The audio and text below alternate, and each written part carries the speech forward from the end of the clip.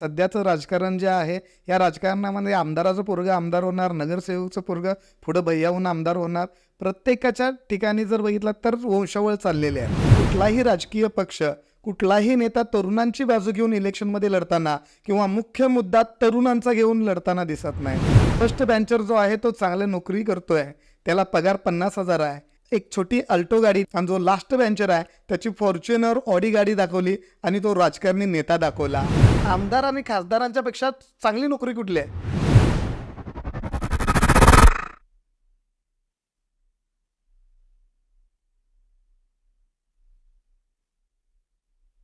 जय महाराष्ट्र. मी Sam Athawale, युवा महाराष्ट्र सेना राज्याध्यक्ष आहे, संस्थापक अध्यक्ष आहे. आज इस्कुट बल्ल्या या चॅनलवर युवकांच्यासाठी जे राजकारणासंदर्भामध्ये काही गोष्टी या ठिकाणी आम्हाला सांगायच्या आहेत. आणि खरं तर युवा महाराष्ट्र सेनेची स्थापना करताना युवा महाराष्ट्र सेना हा एक वेगळा यूथ म्हणून युवकांच्यासाठी स्थापना केली. कारण बघितलं तर सध्याचं राजकारण जे आहे, या राजकारणामध्ये आमदाराचं पोरगं आमदार होणार, नगरसेवकचं पोरगं पुढं भैय्याहून आमदार होणार. प्रत्येकाच्या ठिकाणी जर बघितलं तर वंशावळ चाललेली आहे. या वंशावळच्या वेळी जो खरा कार्यकर्ता आहे, जो जीव तोडून पोटाच्या आपल्या बेंबीच्या देठापासून ओरडतोय, जो हातात झेंडा घेऊन साहेबांच्यासाठी लढतोय, त्याला ज्यावेळी इलेक्शनचं तिकीट द्यायचा प्रश्न येतोय, ज्यावेळी ती वेळ येते त्यावेळी त्याला बाजूला केलं जातं आहे. कारण अण्णांचा मुलगा त्या ठिकाणी थांबणार आहे, दादांचा मुलगा त्या ठिकाणी थांबणार आहे, त्या ठिकाणी कुठेतरी नगरसेवक म्हणून आहेत, माजी नगराध्यक्ष आहेत, अशा बऱ्याच गोष्टी पुढे येतात आणि तो कार्यकर्ता त्या ठिकाणी थांबला जातोय. त्या कार्यकर्त्याच्या घरातनं प्रश्न तो जाऊन येताना सांगणार असते, आई मी आज तिकीट घेऊन येतो, किंवा बायकोला सांगून येते की दादा मला माझ्याशिवाय कोणालाही तिकीट देणार नाहीत. पण घरला येताना तिकीट काय मिळालं नसते. शेवटी त्याच्यावर जबाबदारी मिळते की माझ्या पोरग्याला तो निवडून आणायचा. अशा गोष्टी ज्या ज्या वेळेला होतात त्यावेळेला आम्ही सुद्धा त्या पेजमधनं गेलो आणि लक्षात आलं की खरं महाराष्ट्रातल्या तरुणांना ज्या खरंच कार्यकर्ता आहे, जो तळमळीने काम करतोय आणि तो लोकप्रतिनिधी म्हणून महानगरपालिकेत गेला, तो नगरपालिकेत गेला, तो विधानसभेमध्ये गेला, तर खरी प्रगती होईल. यासाठीच युवा महाराष्ट्र सेना पक्षाची स्थापना करून या युवकांना, या युवतींना संधी देण्याचा एक माणूस समोर ठेवून युवा महाराष्ट्र सेना पक्षाची स्थापना केली. भारत हा आपला युवकांचा देश म्हणून ओळखला जातोय. जगामध्ये बघितलात तर युवकांची सगळ्यात जास्त संख्या असणारा देश म्हणजे भारत आहे. आणि आपल्या या युवकांच्या देशामध्ये जर लोकसभेमध्ये खासदार म्हणून जाणाऱ्यांची संख्या बघितला युवकांची, तर ते 10% पण कमी आहे. मग एवढ्या मोठ्या प्रमाणात जर आपल्यात युवक असतील तर त्या युवकांचं प्रतिनिधित्व करण्यासाठी तिथं युवा नेतृत्व असणं गरजेचं आहे. विधानसभेमध्ये युवा नेतृत्वांची गरज आहे. आणि अशा वेळी फक्त युवकांचा जातीय धर्मांसाठी किंवा इतर तेढ निर्माण करण्यासाठी तर वापर होत नाही ना. अनेक जे आपले शिकलेले तरुण आहेत हे सुद्धा यामध्ये त्यांचा वापर करून किंवा जातीमधल्या आपल्या युवकांचा वापर होऊन त्याचा फायदा राजकीय लोकांना होतोय. तर तो कुठेतरी आपण आपला वापर होत असताना आपण त्या गोष्टीकडे गांभीर्याने लक्ष देत नाही आणि तेच चूक कुठेतरी आपण सुधारायला पाहिजे असं आपल्याला वाटत नाही का? तरुणांच्या बेरोजगारीचा प्रश्न असेल, तरुणांच्या बद्दल अनेक उद्योजक म्हणून त्या ठिकाणी थांबत असताना तो प्रश्न असेल, अनेक प्रश्नांच्या बाबतीत आपल्याला आवाज उठवता येतोय. पण कुठलाही राजकीय पक्ष, कुठलाही नेता तरुणांची बाजू घेऊन इलेक्शनमध्ये लढताना किंवा मुख्य मुद्दा तरुणांचा घेऊन लढताना दिसत नाही. तरुण तुम्हाला प्रचारासाठी पाहिजेत, बेंबीच्या देठापासून ओरडण्यासाठी तरुण पाहिजे, तुम्हाला हातामध्ये झेंडा घेऊन तुमचा जय जयकार करण्यासाठी तो तरुण पाहिजे. पण त्या तरुणाचं सुद्धा घर आहे, त्या तरुणाला सुद्धा त्याचं आयुष्य आहे, त्याच्यामध्ये प्रगती केली पाहिजे आणि त्याला चांगला या ठिकाणी भारतीय नागरिक म्हणून त्याला सुविधा मिळाल्या पाहिजेत. यासाठी कुठलाही पक्ष किंवा कुठला नेता त्या ठिकाणी प्रामुख्याने काम करताना दिसत नाही. हे दुर्दैव आहे. हे तरुणांनी लक्षात घ्यावं आणि पुढील ज्या ज्या निवडणुका असतील त्यावेळी तुम्ही स्वतः उतरा. राजकारणामध्ये का उतरतोस? राजकारण हे आपलं काम नव्हे, राजकारण हे पैसेवाल्यांचं काम आहे. हे चिखल आहे. चिखलामध्ये अशा गोष्टी बऱ्याच निगेटिव्ह तयार करून ठेवल्यात.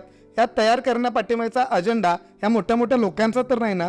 चांगलं काम करणारा जर तरुण असेल, लोकांच्या मध्ये जाऊन रस्त्यावर उतरून काम करणारा तरुण असेल, तर त्या तरुणाला नक्कीच सगळे भारतीय नागरिक असतील, महाराष्ट्रातले नागरिक असतील, कुठलाही चांगला नागरिक त्याला त्या ठिकाणी निवडून आणणारच. फक्त तुम्ही समाजामध्ये बदल घडवण्याची जिद्द आणि ज्या पद्धतीनं तुम्ही नेत्याचा जय जयकार करताय, ज्या पद्धतीनं तुम्ही त्या ठिकाणी जाऊन त्यांच्यासाठी धडपडताय, ह्यासाठीच फक्त जनतेसाठी आणि लोकांच्या हितासाठी जर झटलं तर हे यश आहे, जे हात चिखल आहे, तो साफ होण्यास वेळ लागणार नाही.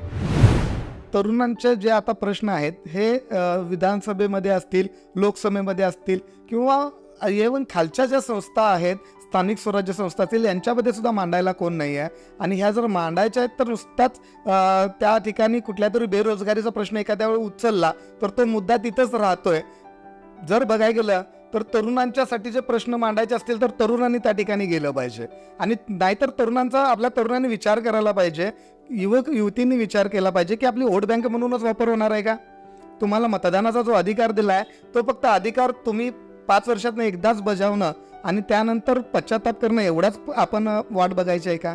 अनेक गोष्टींचा विचार करण्यासारखा आहे. आणि मला वाटतं की जे आत्ताचे युवक आहेत ते खरंच वैचारिक युवक आहेत आणि ते प्रामुख्याने याचा विचार करतील आणि आपल्या ज्या ज्या ठिकाणी तुमच्या निवडणुका होतील त्यावेळी चांगला, धाडसी आणि समाजाचं त्या ठिकाणी काम करणारा, भ्रष्टाचार न करणारा आणि चांगलं नेतृत्व, कुठल्याही जातीय तेढ निर्माण न करता, युवकांच्या मध्ये भांडण न करता, गटबाजी न पाडता त्या ठिकाणी सगळ्यांचंच कल्याण होईल ह्या हेतूने उभा राहणाऱ्या उमेदवाराला पण निवडून दिलं पाहिजे. मग तो कोणत्याही पक्षाचा असो, फक्त उमेदवार चांगला पाहिजे. भ्रष्टाचाराचाच मुद्दा घ्या. भ्रष्टाचार हा मोठ्या प्रमाणात सगळ्यांनाच दिसतोय, पण भ्रष्टाचार होत असताना त्याच्यावर आवाज उठवणं हे आपल्या नागरिकांचं आणि सगळ्यात जास्त युवकांचं काम आहे. एखाद्या नगरसेवकाच्या माध्यमातून जर रस्ता चालू असेल तर गल्लीतला रस्ता चालू असताना त्या ठिकाणी किती लोकांना त्याबद्दल माहिती असते? तर कॉन्ट्रॅक्टर जो आहे, जो रस्ता बनवतोय, तर त्या कॉन्ट्रॅक्टरच्या ठिकाणी जो माणूस असेल त्याच्याकडे इस्टिमेट कॉपी आणि वर्क ऑर्डर असायला हवी. त्या इस्टिमेट कॉपीमध्ये त्या रस्त्याची लांबी, रुंदी, उंची आणि त्यामध्ये वापरलं जाणारं खडी जे 60 mm असेल, 40 mm असेल, जे कार्पेट असेल त्यामध्ये, किंवा या ठिकाणी जर बघितला तर सिमेंट कॉन्क्रीटचे रस्ते करताना क्युबिक मीटरमध्ये किंवा क्युबिक स्क्वेअर फूटमध्ये त्या ठिकाणी एस्टिमेट कॉपी असते. आपल्याला ह्या सगळ्या गोष्टींचं माहिती जर घेतला तर त्यामध्ये खरा भ्रष्टाचार मोठा होतो. तिथं पण जर युवक एका गल्लीत जागा झाला तर संपूर्ण भ्रष्टाचार संपवायला आपल्याला वेळ लागणार नाही. फक्त जागरूक नागरिक झालं पाहिजे. एक म्हण आहे, लोकांच्या विरोधात किंवा चुकीच्या गोष्टींच्या विरोधात लढायला छत्रपती शिवाजी महाराज हवेत आणि छत्रपती शिवाजी महाराज जन्मावेत ते शेजाऱ्याच्या घरामध्ये. छत्रपती शिवाजी महाराज शेजाऱ्याच्याच घरात का जन्मावेत? कारण माझ्या घरातून कुठल्याही पद्धतीचं त्या ठिकाणी माझा मुलगा समाजासाठी देणं किंवा समाजासाठी त्या ठिकाणी वाहून देणं कुणालाही नको आहे. असंच आता झालंय. भ्रष्टाचारला रोखण्यासाठी किंवा त्याला विरोध करण्यासाठी, या नेत्या लोकांना विरोध करण्यासाठी माझा मुलगा नको पण कोणतरी विरोध केला पाहिजे, ही भूमिका आत्ताची योग्य नाही. प्रत्येक नागरिकांना जागरूक झालं पाहिजे. तुम्ही नेत्याला विरोध करत नाही, तुमचा हक्क त्या ठिकाणी गाजवता. जो तुम्हाला संविधानानं दिलेला अधिकार आहे, हा रस्ता तुमच्यासाठी आहे. तुम्ही या देशाचे मालक आहात आणि मालकानं कामगारांना प्रश्न विचारलेच पाहिजेत. चांगल्या पद्धतीचा रस्ता होतोय का? गटरी होत आहेत का? ज्या ज्या सुविधा चालू आहेत त्या सुविधा तुमच्यासाठी आहेत तर तुम्ही विचारलंच पाहिजे. जर कोणी म्हणत असेल की आम्हाला काही त्याचं घेणं देणं नाही तर खूप चुकीचं आहे, कारण घेणं देणं खूप मोठं आहे. ज्यावेळी आत्ता बघा, एखाद्या नेत्याचा मुलगा चांगल्या इंटरनॅशनल स्कूलमध्ये, चांगल्या युनिव्हर्सिटीमध्ये जातोय, याचं कारण असं आहे की त्यांच्याकडे त्या लेवलचा पैसा आहे. मग तो पैसा येतो कुठून? पैसा येतोय कुठून हा सगळ्यांनाच माहिती असणारी गोष्ट आहे.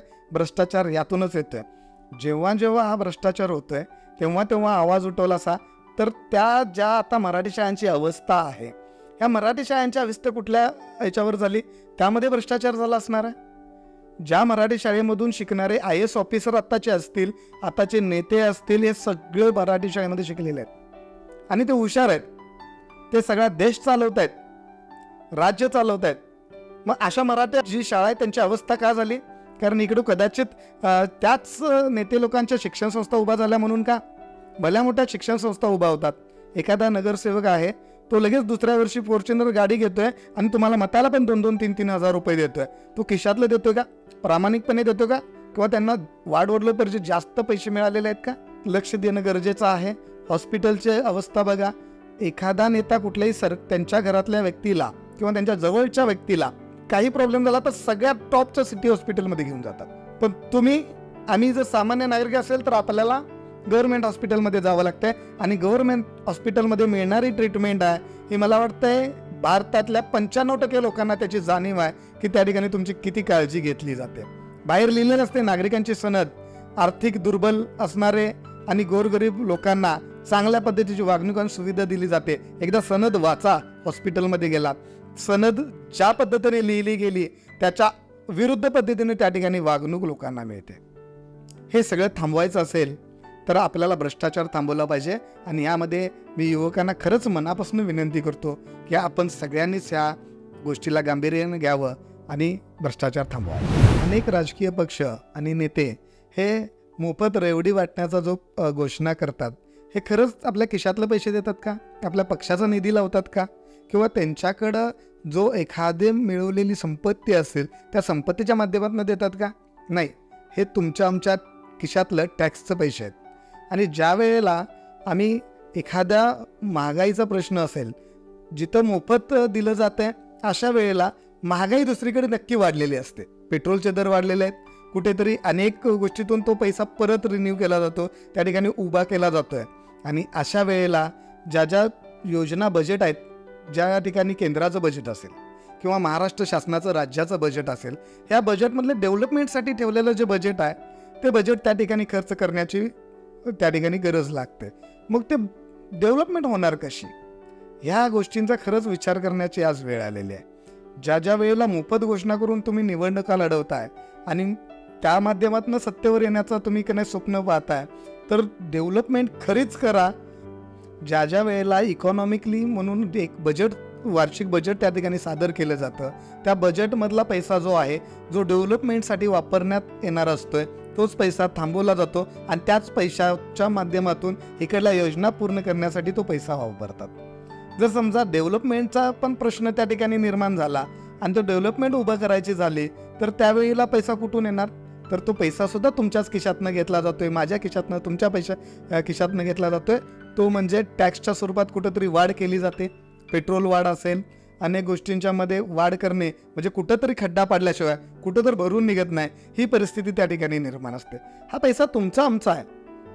ह्या इतर ठिकाणी मोफत वाटण्यापेक्षा किंवा मोफत घोषणा करून निवडणुका लढवून तुम्ही निवडून येण्यापेक्षा प्रत्येक कुटुंबातल्या व्यक्तीला त्या ठिकाणी जर रोजगार उपलब्ध करून दिला, एका कुटुंबात 4 व्यक्ती आहेत, निदान त्यातल्या 3 व्यक्तींना जरी तुम्ही रोजगार उपलब्ध करून दिला, एखादा उद्योजक बनवला, तर तुम्हाला मोफत वाटायची गरज लागणार नाही. अशा योजना बनवा ज्या माध्यमातून खरंच प्रत्येक कुटुंब सक्षम होईल आणि कुटुंबाच्या माध्यमातून राज्य सक्षम होतील आणि राज्याच्या माध्यमातून देश सक्षम होईल आणि देश आपला महासत्ता बनेल. यासाठी मोफत वाटण्याचा जो कन्सेप्ट असेल प्रत्येक पक्षानं थांबवला पाहिजे आणि रोजगार, उद्योजक आणि आपला जो डेव्हलपमेंटचं विजन आहे ते त्या ठिकाणी राबवलं पाहिजे, तरच आपण महासत्ता बनू.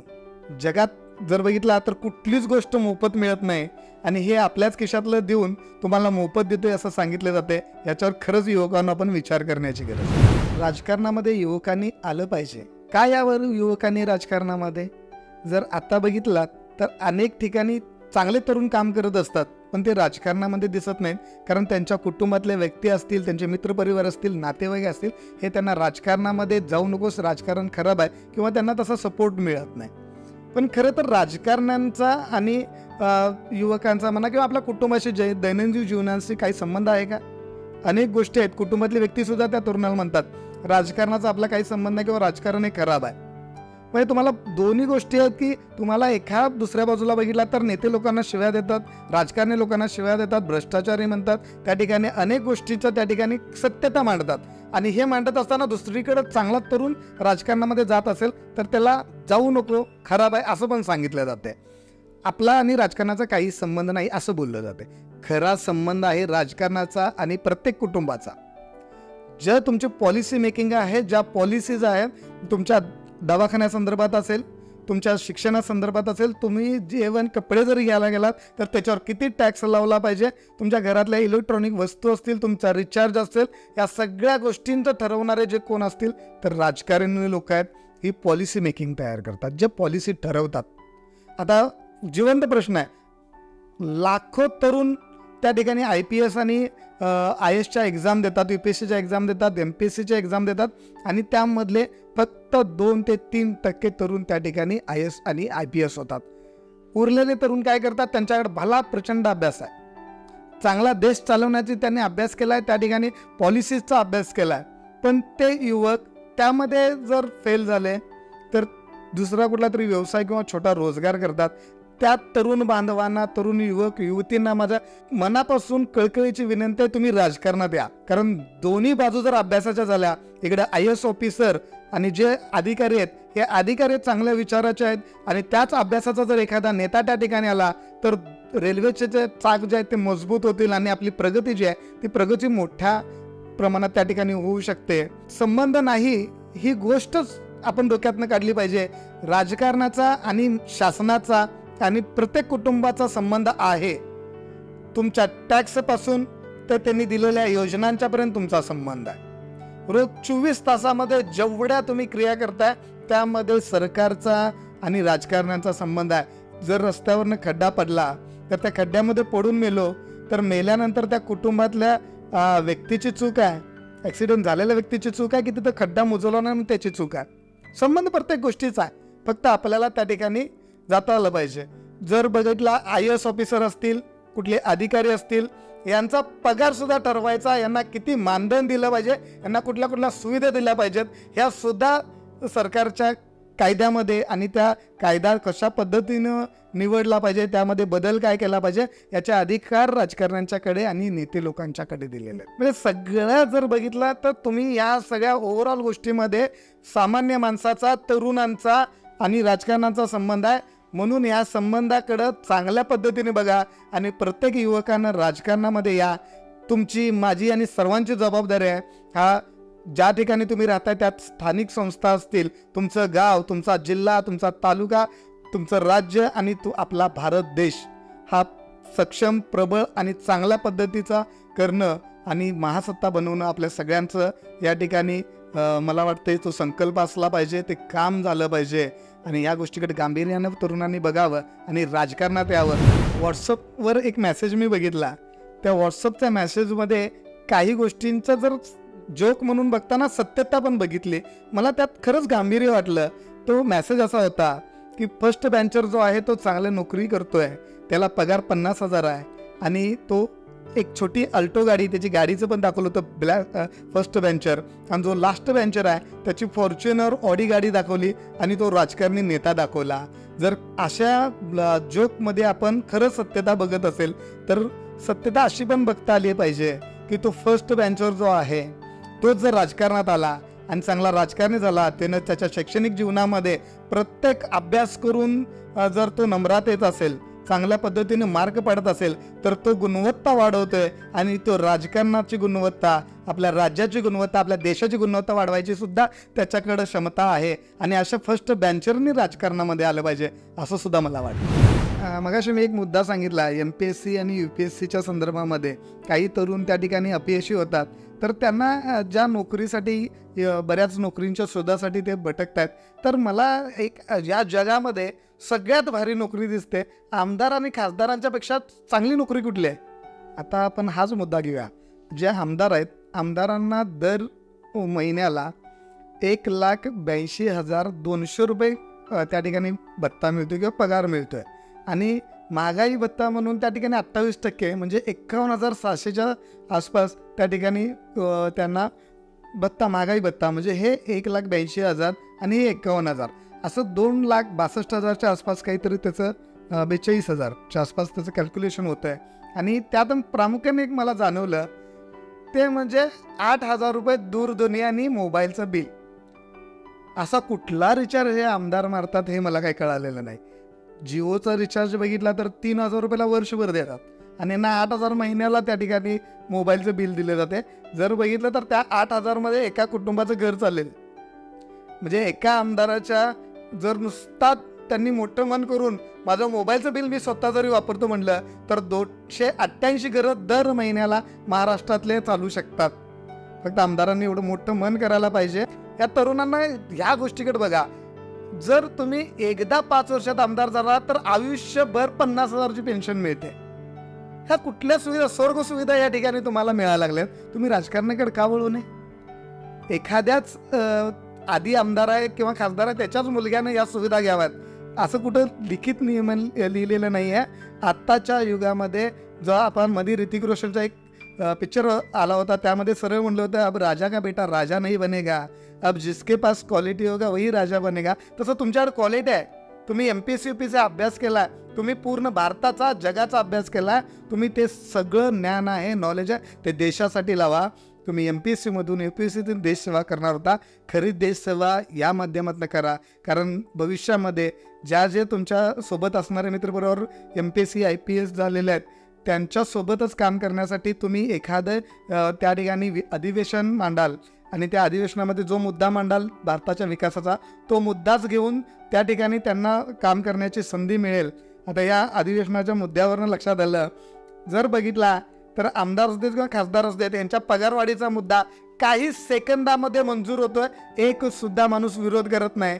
अशा गोष्टींच्या ठिकाणी तुम्ही आम्ही गेलो तर नक्कीच बदल घडेल आणि आपल्याला एक वेगळा भारत बघायला मिळेल. आणि या गोष्टीकडे गांभीर्यानं तरुणांनी बघावं आणि राजकारणात यावं एवढीच विनंती करतो.